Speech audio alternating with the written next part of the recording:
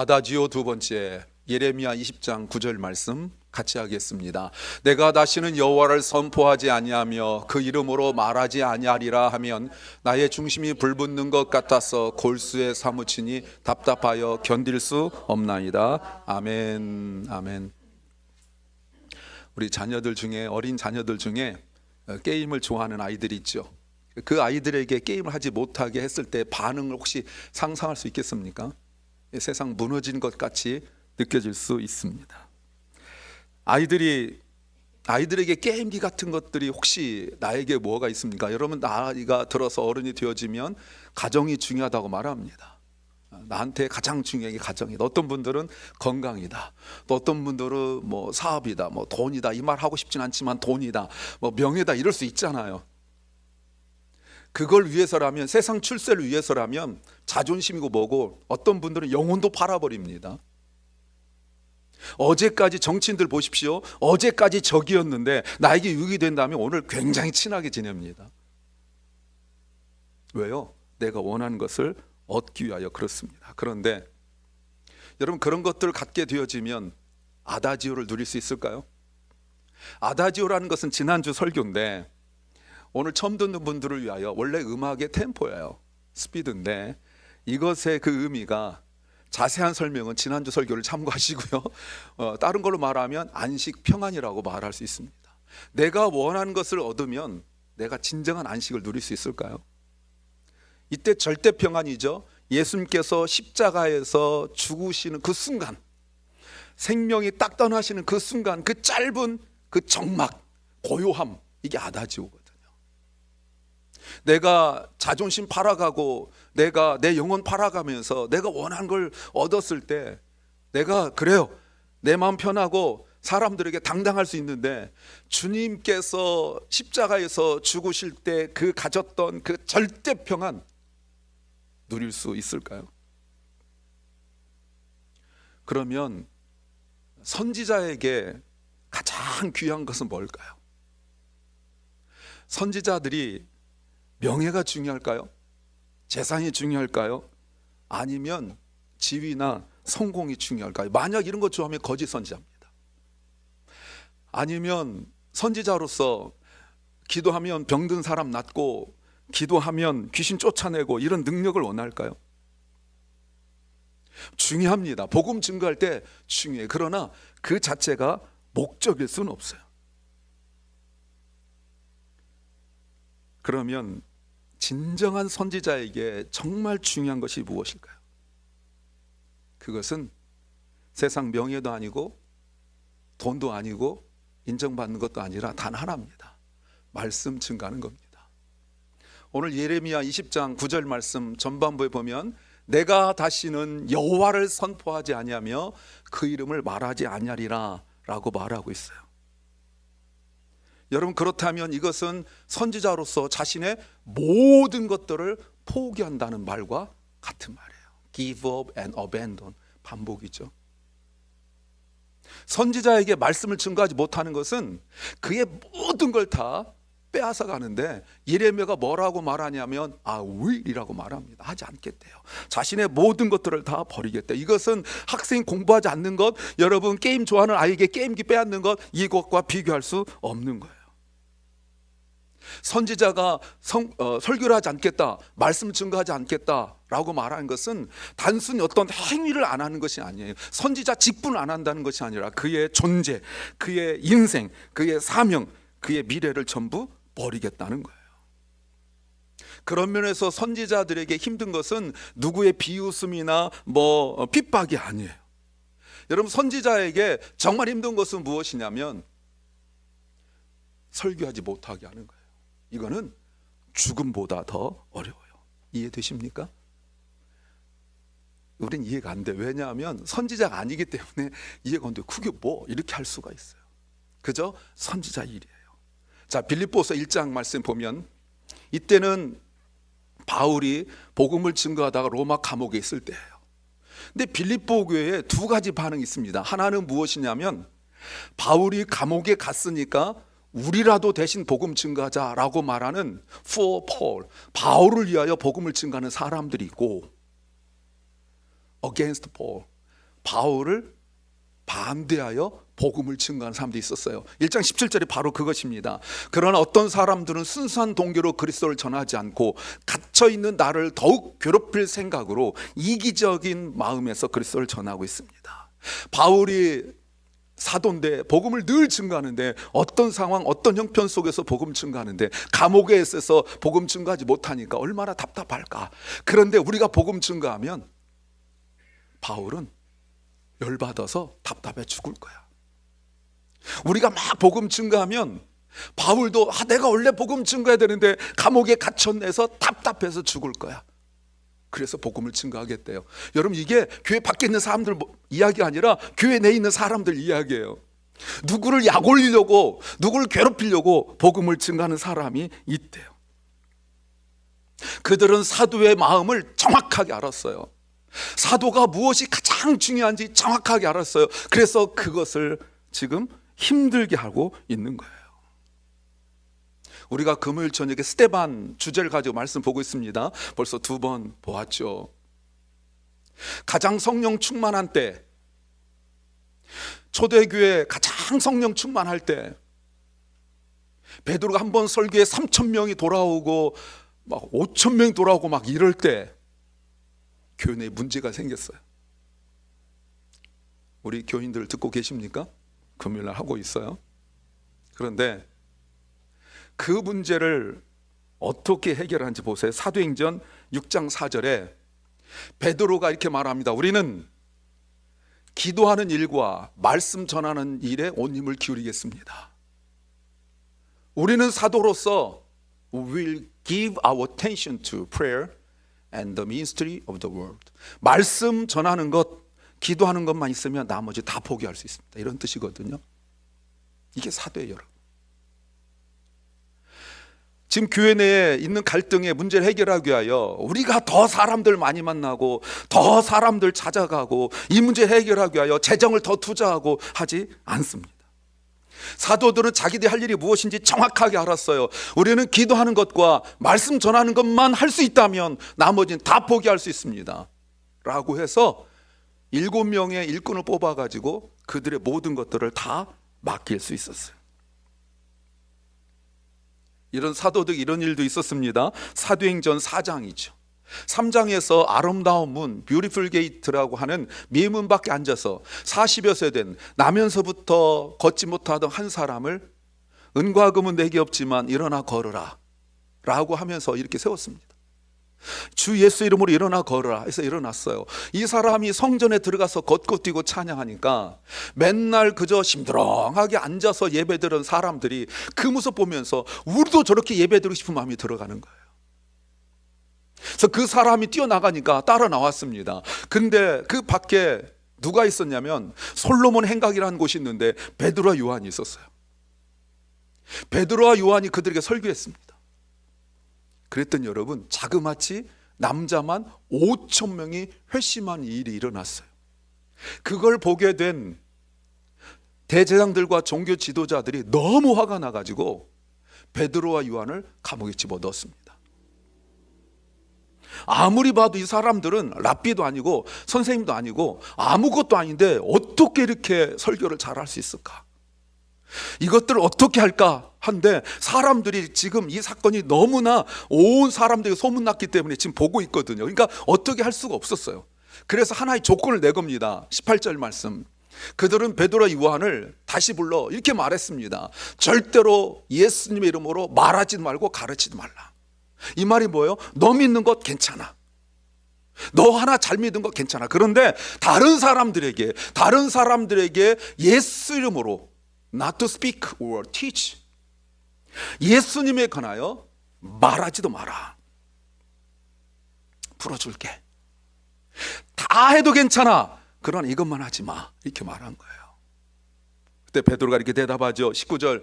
그러나 베드로와 요한이 이렇게 대답했습니다. 우리가 하나님의 말씀을 듣는 것과 여러분의 말을 듣는 것 중에 하나님께서 보시기에 어느 것이 옳은 것인지 한번 판단해 보십시오.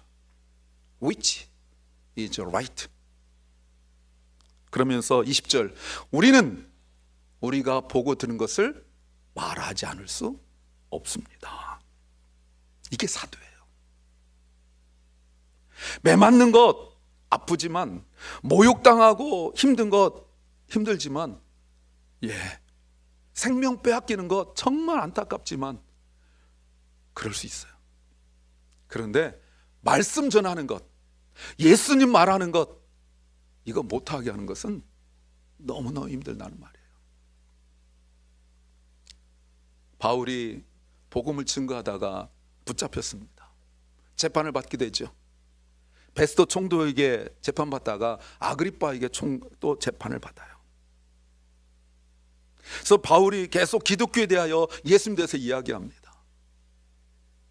그때 아그리빠 왕이 뭐라고 말하냐면, 너 지금 그 몇 마디 말해가지고 나를 예수님께 만들려고 그러냐? 너 미친 거 아니야? 너 미친놈 아니야? 이렇게 말했어요. 그랬더니 사도행전 26장 29절 말씀에 바울이 이렇게 말합니다. 바울이 이르되 말이 적으나 많으나 당신뿐만 아니라 오늘 내 말을 듣는 모든 사람도 다 이렇게 내가 결박된 것 외에는 나와 같이 되기를 하나님께 원합니다. May become what I am. 다 나와 같이 되기를 원합니다. 여러분, 이게 사도예요. 이게 선지자예요. 미친놈 소리 들어도, 때로는 매를 때려도 당당할 수 있는 것은 복음만 증거할 수 있으면 되는 거예요. 그러므로 선지자에게, 사도에게 말씀을 증거하는 것은 내 생명보다 귀한 거예요. 그런데 예레미야가 오늘 그거 안 하겠대요. 어떤 의미죠? 너무 힘들어서 그런가요? 아니면 복음을 증거하면 저 사람들 변화될까 봐 그럴까요? 그런 적도 있어요. 하나님께서 이사야 선지자에게 저들에게 설교하지 마라, 저들이 설교 듣고 변하면 내가 저들을 심판해야 되는데 안 된다, 이렇게 말씀하신 적도 있어요, 성경에. 그런데 예레미야는 진짜 어려웠어요. 예레미야가 오늘 본문까지 오는 동안 이렇게 힘들다고 말한 건 한 번이 아니에요. 벌써 5번째예요.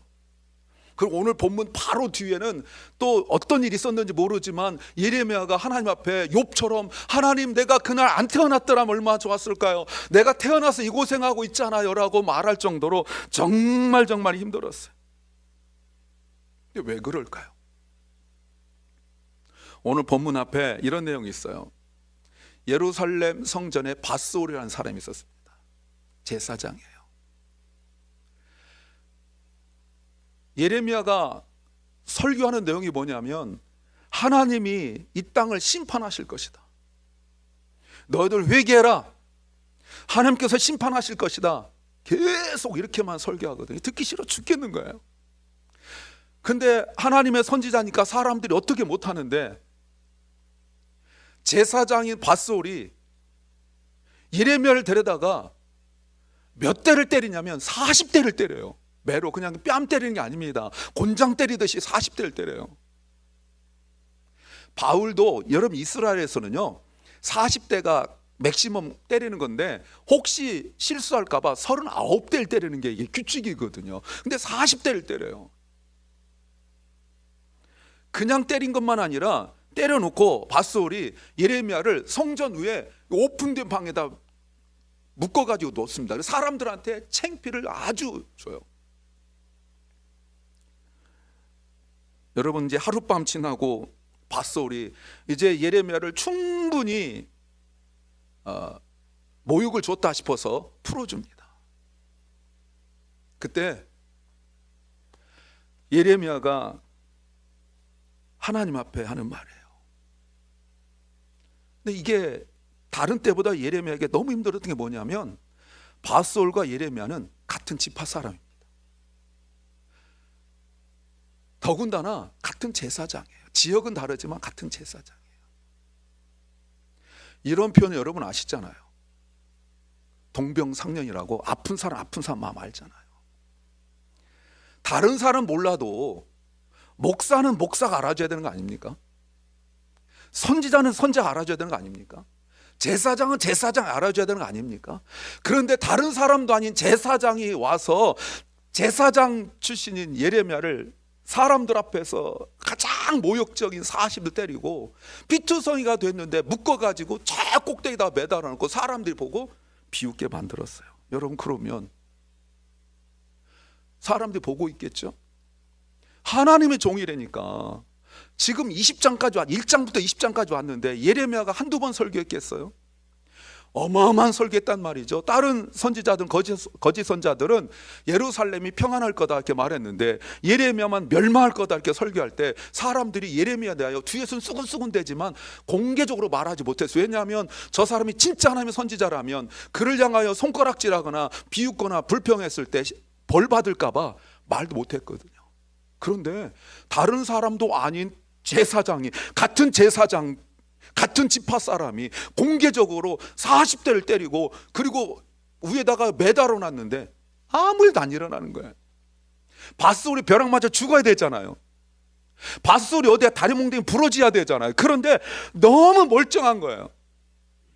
선지자라는 사람을 저렇게 핍박했는데, 모욕한 것도 아니고 때렸는데, 많은 사람들 앞에서 그렇게 모욕을 주고 그렇게 창피를 줬는데 하나님이 밧줄을 내버려 두는 거예요. 그랬을 때 여러분, 사람들 마음에 해도 되네? 라는 마음을 갖게 된 거예요. 예레미야가 전하는 말씀을, 설교를 사람들은 우습게 여겼고 관심도 없게 만들었어요. 여러분, 이게 정말 안타까운 거예요. 그러니까 예레미야 마음속에 어떤 마음이 들었냐면, 오늘 보면 바로 앞에 하나님이 나에게 전하라는 설교 때문에 내가 이렇게 비웃음을 받고 있습니다. 하나님 나를 속이셨습니다. 아마 본문에 기록되지 않은 어떤 내용도 있었던 것 같아요, 처음에. 그래서 아마 예레미야는 자기가 설교하면 사람들이 변하고 막 설교하면 사람들이 막 따라오고 이럴 줄로 알았겠죠. 하나님 나를 부르셨잖아요. 그건 확실하잖아요. 근데 내가 이렇게 매를 맞는데, 내가 이렇게 모욕을 당하는데, 내가 이렇게 창피를 당하는데 하나님은 팔짱 끼고 구경하듯이 이렇게 보고 있는 것처럼 예레미야 느끼니 설교 뭐 하겠어요? 공허한 메아리가 되는 거 아니에요? 듣지도 않는 말, 내 말하는 겁니까? 농담하는 겁니까? 나라의 멸망을 놓고 그들의 생명을 놓고 지금 설교하고 있는 거잖아요. 그런데 말씀을 전하는 자가 그렇게 모욕을 당하고, 그러면 전하는 말씀이 그들에게 제대로 전달되지 않으면 하나님 나는 왜 세우셨어요? 하나님 나를 왜 선지자로 부르셨어요? 그래서 예레미야가 오늘 9절 말씀 보세요. 내가 다시는 여호와를 선포하지 아니하며 I will not mention his word or speak anymore in his name 라고 하면 끝난 줄 알았는데, 그의 말씀이 in my heart, 내 심장에 있는 그의 말씀이 like a fire, 불 같았어. A fire shut up in my bones, 내 뼈까지 다 태우니까 내가 답답하여 견딜 수가 없습니다. 머리는 아닌데, 내 머리는 아닌데 내가 전하면 뭐해? 여러분 생각 들 때 있습니다. 저도 맨날 웃고 설교하지만 그런 생각 들 때 있습니다. 머리는 아니야 하면 뭐해? 예. 저도 여러분 보시기에 굉장히 겸손 셀프처럼 보이지만 상당히 교만합니다. 어떤 때는 그런 생각 들어요. 야, 이 설교를, 이 생각 들 때가 있습니다. 근데 예레미야 같은 분 더 하시겠죠. 머리는 아니야, 나 더 이상 안 해, no more 했는데, 머리는 어떻게 정리를 해보겠는데, 머리는 어떻게 내가 한번 컨트롤 해보겠는데, 가슴은 통제가 안 되는 거예요. 가슴 속에 있는 그 말씀이 불처럼 뼈까지 태우러 거예요. 여러분 아시겠습니까? 그러니까 예레미야가 입 꽉 다물고 말하지 않겠다 견딜수록 결국 힘들어서 내가 답답하여 견딜 수 없습니다. 이 말이 어떤 번역에는 내가 항복합니다. 머리는 내가 어떻게 해보겠는데 가슴은 내가 안 됩니다. 여러분, 이 이후에 예레미야가 가슴에 불 붙는 것 같아서 견딜 수가 없습니다 하고 설교하는데 사람들이 저 사람은 정말 가슴 불붙은 사람이어서 들을까요? 또 안 들어요. 그런데 이레미야가 이제는 괜찮아요. 그걸 뭐라고 그래요? 그걸 아다지오라고 그러는 거예요. 여러분, 학생이 공부를 포기할 수 있습니까? 있습니다. 운동선수가 운동을 포기할 수 있을까요? 있습니다. 근데 혹시 우리는 그렇듯이 신앙을 포기하고 있는 거 아닙니까? 아니, 나는 신앙 포기하지 않았는데 왜 포기한 듯 신앙생활 하고 있느냐고 묻고 싶어요. 혹시 묻고 싶어요. 내가 불가피하게 너무 바쁘고 힘들어서 예배 참석하지 않았는데 여러분, 말씀으로 심장이 불타오르던가요? 내가 너무 바빠서 말씀 묵상하지 않았는데 내 앞에 있는 사람에게 내가 복음을 증거하지 못했는데 심장이 말씀으로 불타오르던가요? 누가복음의 4장 43절에 예수님께서 그 전날 많은 사람들을 고치시고 그 새벽에 한적한 곳에 가셔서 기도했는데 사람들이 공짜로 병 고쳐준다 하니까 새벽같이 몰려왔어요. 그때 제자들이 많은 사람이 주님 찾습니다. 그러니까 예수님께서 그들에게 말씀하셨습니다. 나는 다른 동네에서도 하나님의 나라를 복음을 전해야 된다. 나는 이 일을 위하여 보내심 받았다. 여러분, 병 고치는 것이 더 중요하지 않을까요? 아니요. 하나님 나라 복음을 증가하는 거예요. That is why I was sent. 내가 보내심 받은 이유를 주님은 분명하게 알고 있었어요. 사실 사람들이 몰려오면 더 편하고 더 쉽고 더 안정적일 수 있죠. 그러나 주님은 자기를 보내신 하나님의 목적, 복음 증거하는 것, 이것을 놓치지 않았어요. 복음을 증거한다 하니까 그저 서서 나처럼 저처럼 이렇게 설교한다고 생각하지 마세요. 요한복음 15장 13절 말씀에 주님께서 복음을 증거한다는 것은 무슨 뜻이냐면 사람이 자기 친구를 위하여 자기 목숨을 내는 것보다 더 큰 사랑은 없다라고 말씀하시죠. 예수님은 복음을 위하여 자신의 귀한 생명을 내놓으셨습니다. 단 하나 목적이에요. 무엇입니까? 구원을 위하여 그래요. 이것이 사랑입니다. 이것을 뭐라고 그래요? 이걸 아다지오라고 그러는 겁니다. 사랑하는 주님의 성도 여러분, 그래서 예수님이 오병이의 기적을 베푸시고 난 이후에 어마어마한 사람들이 주님을 따라다녔습니다. 그들에게 오병이어의 그 의미가 그저 12바구니 남고 5,000명 먹고 이게 중요한 것이 아니라 오병이어의 떡 5개는 그 먹는 것은 오병이어 그 먹는 것은 주님의 살을 의미하고 이것을 먹어야 너희가 사는 거다. 육신의 음식을 먹어가지고는 너희 영혼이 살 수가 없다. 이렇게 설교하니까 사람들이 뭐라고 말했냐면 너무 어렵다. 설교가 이렇게 어렵냐? 누가 저 소리를 들을 수 있겠느냐 하더니 주님을 따르던 수만 명의 사람들이 한 명 한 명 떠나더니 나중에 12명만 남았어요. 예수님 12명만 남았어요. 다 떠나고 난 이후에 예수님이 제자들이 묻습니다. 너희도 가려느냐? 여러분, 그때 베드로가 대답했죠. 생명의 말씀이 여기 있는데 우리가 누구에게로 가겠습니까? 이것이 우리의 대답이에요. 생명의 말씀 우리 심장에 있으면 그것이 전부입니다. 우리 크리스천들은 다른 거 없어요. 없어야 됩니다. 예배 드릴 때마다 우리는 이렇게 생명을 내놓으신 생명의 말씀이신 예수 그리스도를 감격하며 감사해야 돼요. 우리가 드리는 예배는 예수 그리스도의 생명값이기 때문에 그렇습니다. 우리는 내 계획, 내 할 일, 내 스케줄을 위하여 예배를 내려놓지만 이 예배를 위하여 우리 주님은 생명을 내놓으셨어요. 그것이 우리 심장을 뜨겁게 해야 됩니다. 직분도 마찬가지예요. 오늘 임직식 있습니다. 이미 직분을 받으신 직분자들도 있죠. 이런 직분 있으나 없으나 별 차이가 없다고 생각하십니까? 내가 목사로서, 장로로서, 집사, 권사로서 직분을 얻고 직분 받고 직분대로 내가 섬기지 못할 때 심장이 불타오릅니까? 아니면 직분대로 섬길 수 없어도 어쩔 수 없다고 생각하십니까? 바라기는 사랑하는 성도 여러분, 말씀이 내 심장에서 불타오르기를 기도하고 소망하시기를 간절히 소망합니다. 예수 그리스도께서 자신의 생명을 우리에게 주신, 그래서 우리가 이 자리에 있는 것에 감사하시길 바랍니다. 내가 주님께 드릴 건 없죠. 내가 주님께 뭘 더 드리겠어요? 내가 주님께 내가 가진 모든 걸 드린다 한들 주님이 기뻐하시겠으며, 내 생명을 내놓는다 한들 주님께서 좋아하시겠어요? 물론 그럴 수 있죠. 그러나 주님이 정말 좋아하는 것이 무엇이겠습니까?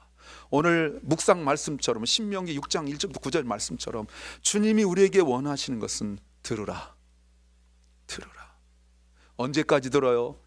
내 심장에 프레임이 생길 때까지 들으라는 거예요. 들으라, 들으라, 반복하여 들으라. 내 심장에 프레임이 생길 때까지 듣고 또 들으라. 그러면 주님 사랑하게 될 것이고, 그러면 자녀 가르칠 것이고, 그러면 우리 심장이 불타오르게 될 것입니다. 이것이 우리에게 가장 큰 기쁨이고 가장 큰 축복인 것을 믿기를 주의 이름으로 축원합니다.